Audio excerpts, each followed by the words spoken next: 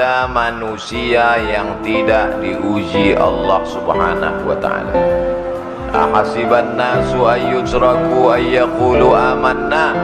Apakah manusia itu menyangka dia dibiarkan begitu saja mengatakan kami beriman, wa hum la yuftanun, padahal iman mereka belum diuji.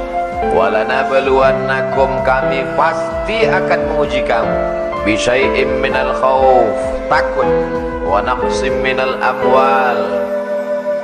Walanabluwannakum bisyai'im minal khauf, takut, wal ju', lapar, wa naqsim minal amwal, kurang harta, wal anfus, sakit, was samarat, kering kerontang paceklik, wa basyiris sabirin, berikan kabar gembira kepada orang yang sabar. Siapa dia? Alladzina idza asabatkum musibah qalu inna lillahi wa inna ilaihi.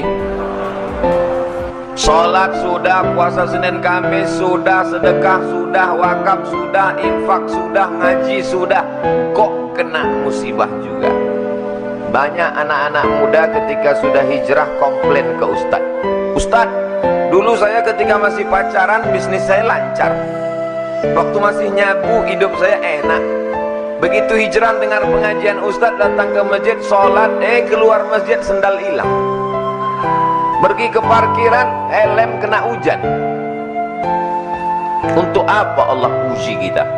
Halaman 12 nomor 4. Musibah diberikan Allah untuk membuat hamba-hambanya tidak sombong, mau berserah diri dan minta tolong kepada Allah.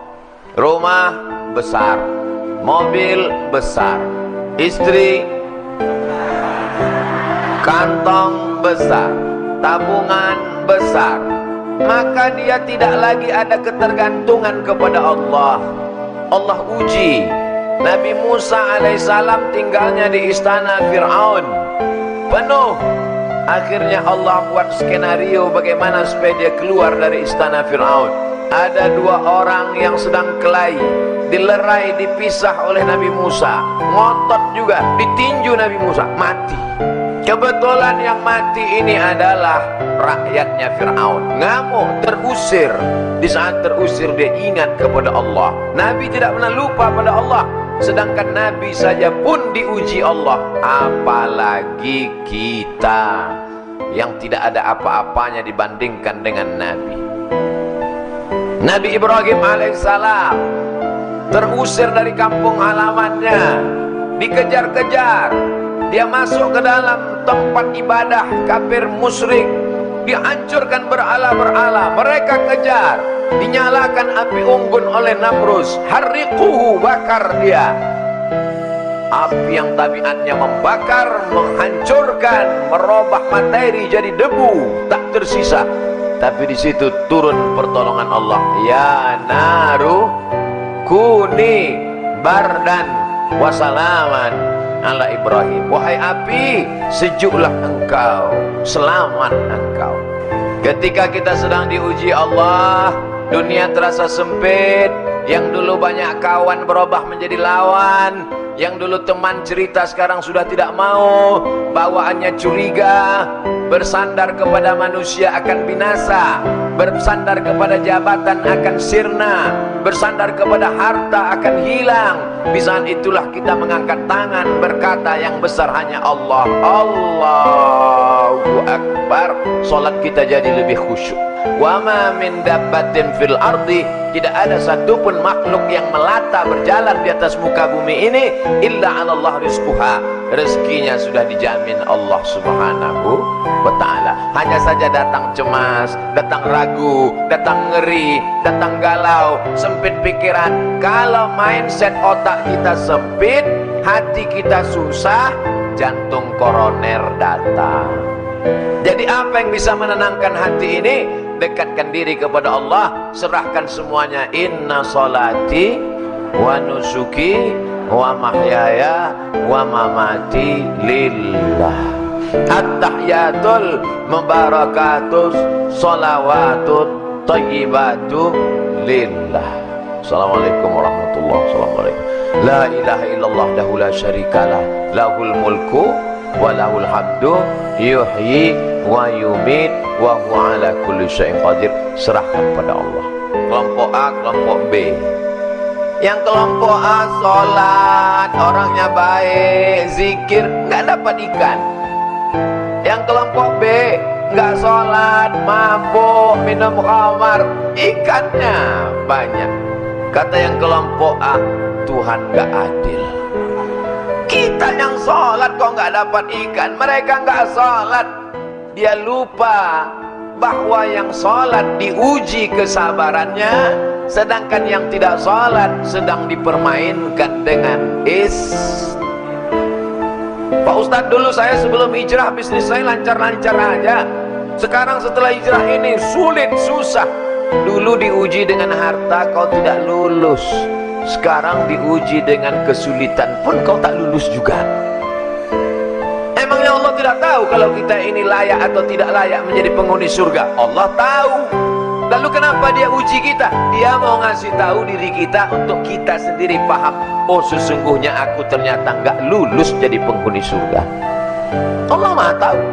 Wa na'lamu ma tuwaswisu bihi nafsuh. Kami tahu apa yang berbisik-bisik dalam hatimu. Akhirnya kelompok yang sholat tadi nggak sholat subuh. Begitu nggak sholat subuh, mancing, langsung dapat ikan, dan perut ikannya dibelah, ada permata di dalam. Tuh, ternyata kalau nggak sholat dapat rezeki.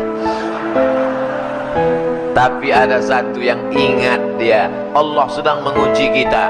Dia serta sampah permata, sampah dunia. Kenapa dia buang? Karena kita mendapatkan ini dalam keadaan kita meninggalkan perintah Allah Subhanahu wa ta'ala. Buangkan, mancing sekali lagi, sholat, taubat, mancing sekali lagi, dapat ikan yang lebih besar, permatanya lebih besar. Allah mengganti kesabaran. Sabar, sabar bukan berarti hanya sekedar menahan diri, tapi sabar. Banyak orang menyangka sabar ketika nahan diri dari sakit. Sabar ya, sabar ya. Ini sabar paling tinggi. Sabar ketika mendapat ikan ada permata dalam perutnya, dalam keadaan tidak sholat. Inilah sabar yang paling berat. Datang orang ke rumah kita bawa uang 1 koper, mau nyogok kita. Kita kira sabar nggak? Diam. Sakit, sabar. Mati, sabar. Covid, sabar. Demam, sabar. Datang orang mau nyogok 1 miliar. Yang bilang sabar, mudah-mudahan nggak datang. Jadi sesungguhnya ujian itu tidak hanya dalam bentuk kesusahan, tapi juga ada kalanya dalam bentuk ikan yang isi perutnya permata, karena Allah ingin menguji keimanan kita. Ustaz pernah diuji seperti itu ya. Dulu sebelum nikah nggak ada ujian, setelah nikah komen mereka di YouTube. Sabarlah, jangan mengeluh. As-sabru minal iman bimanzilati ra'si minal jasad. Sabar itu seperti kepala. Kalau orang tidak punya kepala, maka orang tidak sabar, sama macam manusia tidak ada kepala. Sabar yang kedua, sabar dalam meninggalkan maksiat. Pacarnya cantik, lebih putih, lebih tinggi, lebih semuanya, lebih kaya, tapi dia sabar untuk memutuskannya walaupun dia dikejar-kejar cewek cantik. Sabar dalam ketaatan. Banyak orang bisa, tapi sabar dalam meninggalkan maksiat berat. Datang orang cantik, punya kekuasaan, mengajaknya berzina, ditarik bajunya, sobek-robek dari belakang.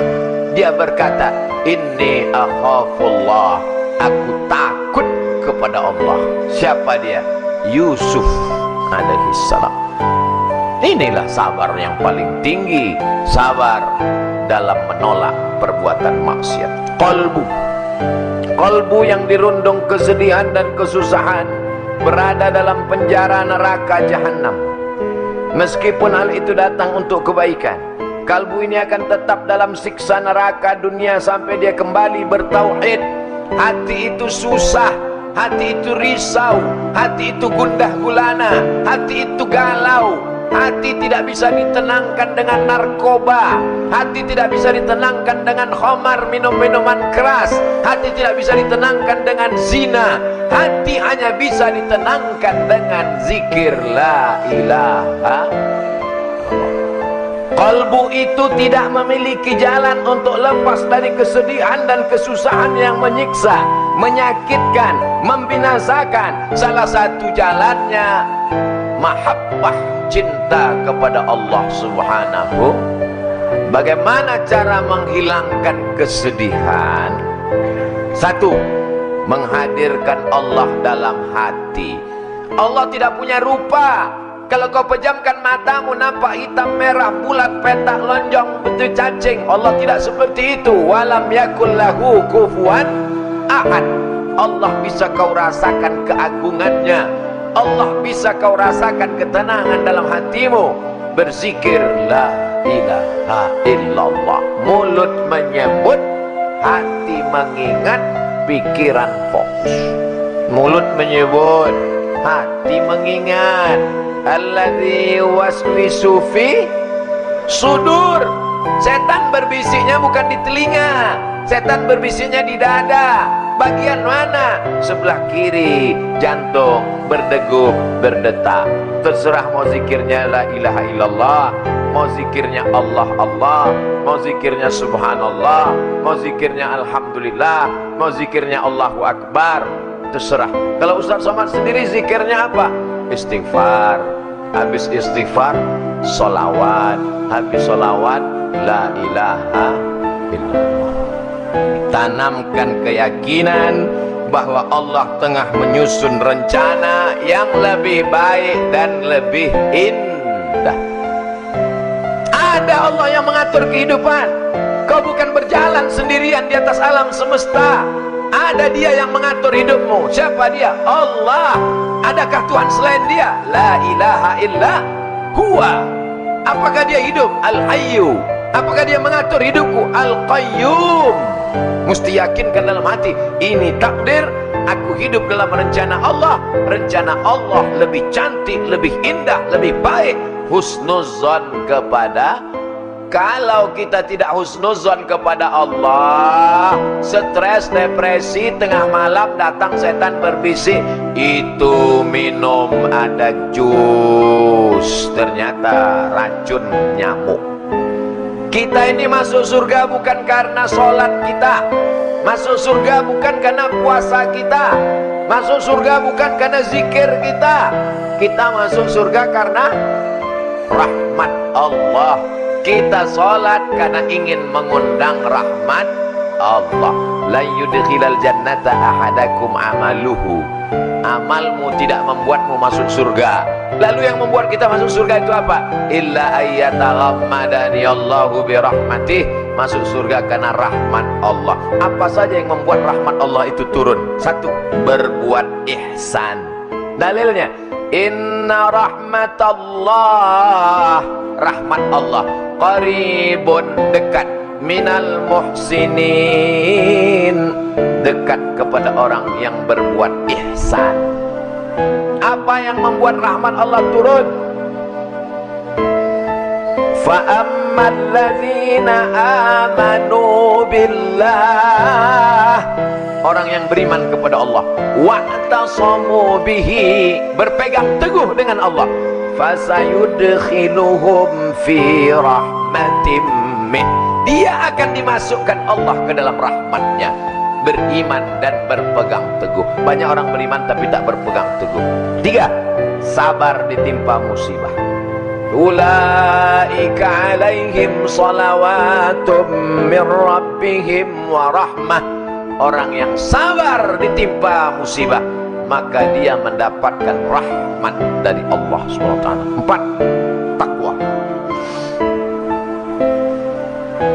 Uktub lana fi hadhihi dunya hasanatan wa fil akhirati inna hudna ilaik.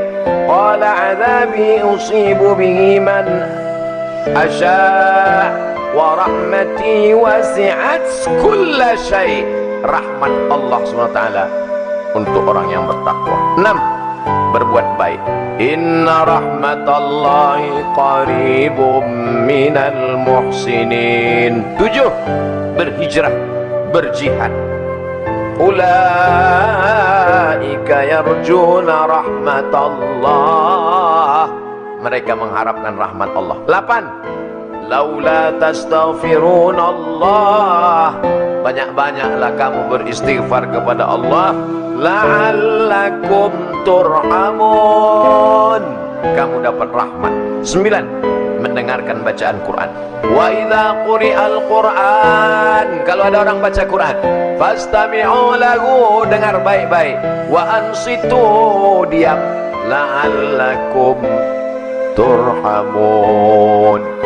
Ada orang baca Quran, diam. Qari tadi baca Quran.